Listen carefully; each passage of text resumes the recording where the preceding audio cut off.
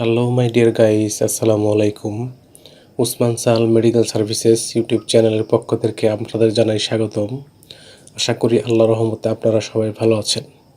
বন্ধুগণ, আজকের ভিডিওতে আমি আপনাদের সাথে সাধারণ জ্বর, ইনফ্লুয়েঞ্জা, মাথা ব্যথা, দাঁতে ব্যথা, কানে ব্যথা, শরীর ব্যথা, স্নায়ু প্রদাহজনিত ব্যথা, ঋতুস্রাবজনিত ব্যথা, মুচকে যাওয়া ব্যথা, পিঠে ব্যথা, অস্ত্রোপচার পরবর্তী ব্যথা, প্রসব পরবর্তী ব্যথা, প্রদাহজনিত ব্যথা, বাতজনিত ব্যথা এবং শিশুদের টিকা পরবর্তী ব্যথায় অত্যন্ত কার্যকর একটি মেডিসিন এবং মেডিসিনটির নাম, দাম, গ্রুপ বা জেনারিক নাম, প্রস্তুতকারক কোম্পানির নাম, খাওয়ার নিয়ম এবং এর সাইড এফেক্টস বা পার্শ্ব প্রতিক্রিয়া সম্পর্কে আলোচনা করব। তবে ভিডিওটি শুরু করার আগে আপনাদের প্রতি রিকোয়েস্ট, আপনি যদি আমার চ্যানেলে নতুন হয়ে থাকেন তাহলে অবশ্যই চ্যানেলটি সাবস্ক্রাইব করে লাইক, কমেন্টস এবং শেয়ার করবেন।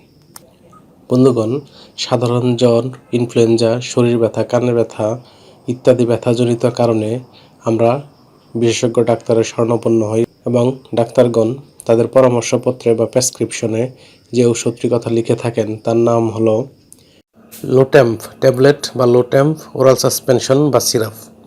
এটির গ্রুপ বা জেনারিক নাম হলো প্যারাসিটামল।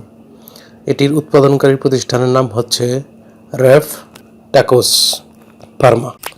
এটি খাওয়ার নিয়ম হচ্ছে শিশুদের ক্ষেত্রে 6 থেকে 12 বছর বয়সীদের ক্ষেত্রে হাফ ট্যাবলেট দিনে 3 থেকে 4 বার, প্রাপ্তবয়স্ক অর্থাৎ 12 বছর বা তার ঊর্ধ্বে তাদের ক্ষেত্রে 1 থেকে 2টি করে ট্যাবলেট দিনে 3 থেকে 4 বার। সিরাপের ক্ষেত্রে শিশু 3 মাসের নিচে 10 মিলিগ্রাম করে দিনে 3 থেকে 4 বার, 3 মাস থেকে 1 বছর বয়সীদের ক্ষেত্রে হাফ চা চামচ করে 3 থেকে 4 বার, 1 থেকে 5 বছর বয়সী শিশুদের ক্ষেত্রে 1 থেকে 2 চা চামচ করে দিনে 3 থেকে 4 বার, 6 থেকে 12 বছর বয়সীদের ক্ষেত্রে 2 থেকে 4 চা চামচ করে 3 থেকে 4 বার এবং 12 বছর বা তার ঊর্ধ্বে বয়সীদের ক্ষেত্রে 4 থেকে 8 চা চামচ করে দিনে 3 থেকে 4 বার সেবন করতে পারবে। অন্যদিকে ড্রপসের ক্ষেত্রে 3 মাস পর্যন্ত 0.5 মিলি করে 3 থেকে 4 বার, 4 থেকে 11 মাস পর্যন্ত 1 মিলি করে 4 বার এবং 1 থেকে 2 বছর বয়সীদের ক্ষেত্রে 1.5 মিলি করে দিনে 4 বার সেবন করতে পারবে। এটি খাওয়ার পর কিছু সাইড এফেক্টস যেমন অগ্ন্যাশয়ের প্রদাহ, ফুসকুড়ি এবং অ্যালার্জি দেখা দিতে পারে। গর্ভাবস্থা এবং স্তন্যদানকালীন সময়ে এটি সেবনের পূর্বে অবশ্যই চিকিৎসকের পরামর্শ অনুযায়ী সেবন করতে হবে। এই ওষুধটি আলো ও তাপ থেকে দূরে এবং শিশুদের হাতের নাগালের বাইরে রাখতে হবে।